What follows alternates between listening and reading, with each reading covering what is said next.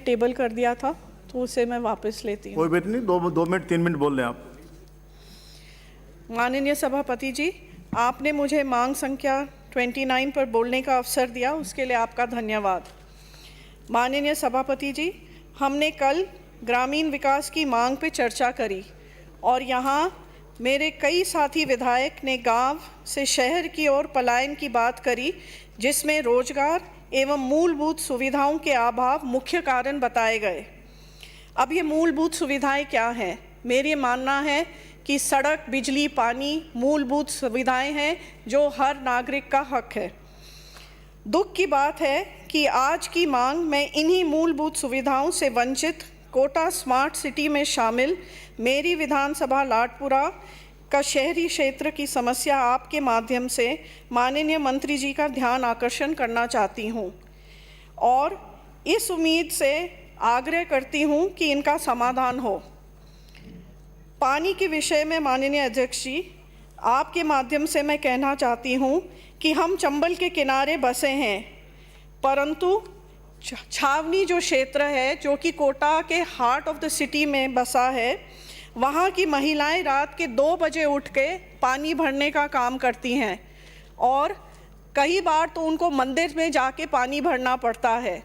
यहाँ पानी का प्रेशर इतना कम है कि मोटर चलाए बगैर उनको ऊपर की मंजिल में पानी नहीं मिलता है। मोटर चलाने की वजह से उनके बिजली के बिल भी अनाप शनाप बढ़ के आ रहे हैं। छावनी में ऐसी भी गलियाँ हैं जहाँ एक गली आगे और एक गली पीछे तो पानी की पाइपलाइन डली हुई है, परंतु बीच में गली छोड़ी हुई है। ये समझ में नहीं आ रहा कि ये कैसे प्लान किया गया है। ऐसे ही ऐसी गली जब छोड़ी गई है, उधर जो सीसी का कार्य करना है वो भी रुका हुआ है कि बस उस गली में पाइपलाइन डल जाए तो फिर सीसी का कार्य किया जाएगा। लाडपुरा विधानसभा क्षेत्र में अनेक अनुमोदित लगभग 226 एवं गैर अनुमोदित कॉलोनी हैं जिनमें पानी की पाइपलाइन या सड़क बिल्कुल ही नहीं है। ऐसे बहुत सी कॉलोनियां हैं जहां जयश्री विहार, आदर्श नगर का आधा हिस्सा, मोती नगर, प्रताप नगर, अल्फा नगर, अटवाल नगर, बहुत सी कॉलोनियां, मैं सबका नाम नहीं लूँगी क्योंकि समय का अभाव है। यहाँ कोई पाइपलाइन की काम नहीं किए गए हैं और सड़क के कार्य का भी अभाव है।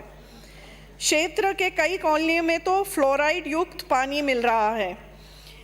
इतना फ्लोराइड है कि दीवारों में नमक जैसे पपड़ी आ रही है। तो आप सोच सकते हैं कि वहाँ की जनता के शरीर के अंदर कितना नुकसान हो रहा होगा। शहर में एक और महत्वपूर्ण सुविधा सफाई की है।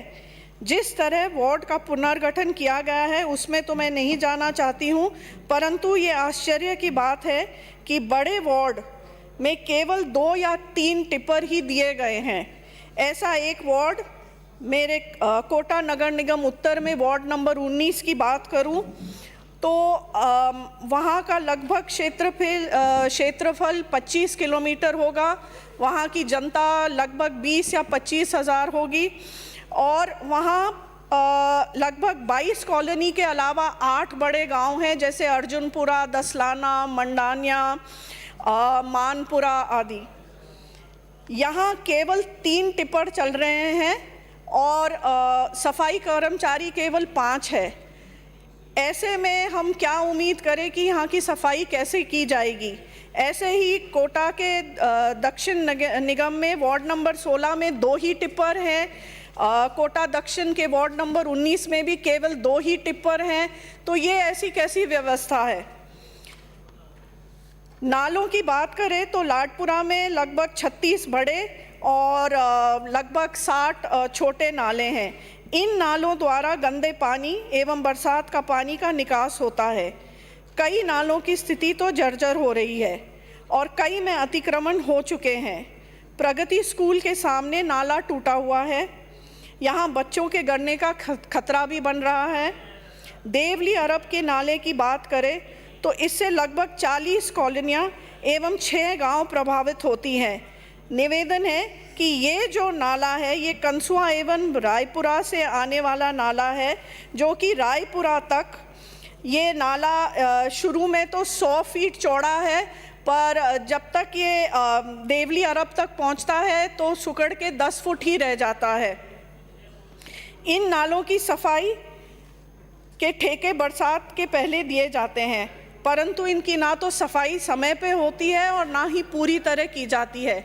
अगर इस पे हम ध्यान दें कि इनकी मरम्मत हो जाए और इनकी सफाई सही समय पे हो जाए तो कई कॉलोनी बरसात में जलमग्न होने से बच जाएंगी।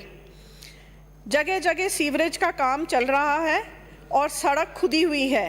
मैं आपके माध्यम से इन सड़कों को जल्द से जल्द ठीक कराने की मांग करती हूँ।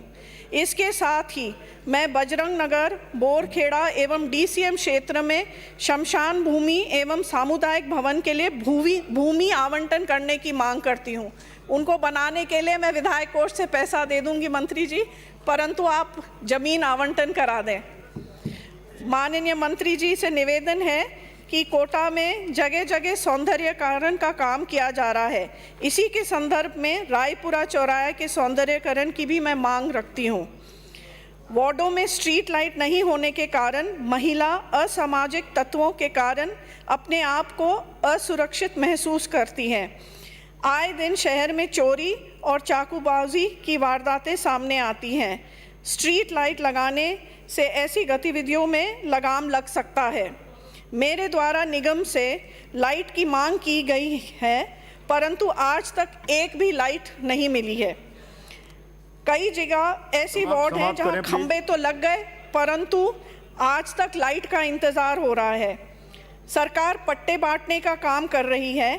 मेरे क्षेत्र में श्री राम नगर कॉलोनी में 1983-84 में तो पट्टे दिए गए हैं, परंतु अब उसी क्षेत्र को डूब क्षेत्र मानते हुए पट्टे नहीं दिए जा रहे हैं। तो इस पे भी अगर माननीय सभापति जी, मंत्री जी थोड़ा ध्यान दें तो इनके भी पट्टे मिल जाएंगे। माननीय मंत्री जी मेरे पड़ोसी हैं, विधानसभा क्षेत्र में भी पड़ोस है और हमारा निवास भी पड़ोस में है। कहते हैं आवाज़ दो तो पड़ोसी सबसे पहले मदद के लिए आता है। माननीय अध्यक्ष जी, ये केवल मेरी आवाज़ नहीं है, मेरे क्षेत्र की जनता की आवाज़ है, जो मैं आपके माध्यम से माननीय अध्यक्ष जी सदन में बोल रही हूँ और उम्मीद करती हूँ कि आप मुझे निराश नहीं करेंगे। धन्यवाद। Thank you.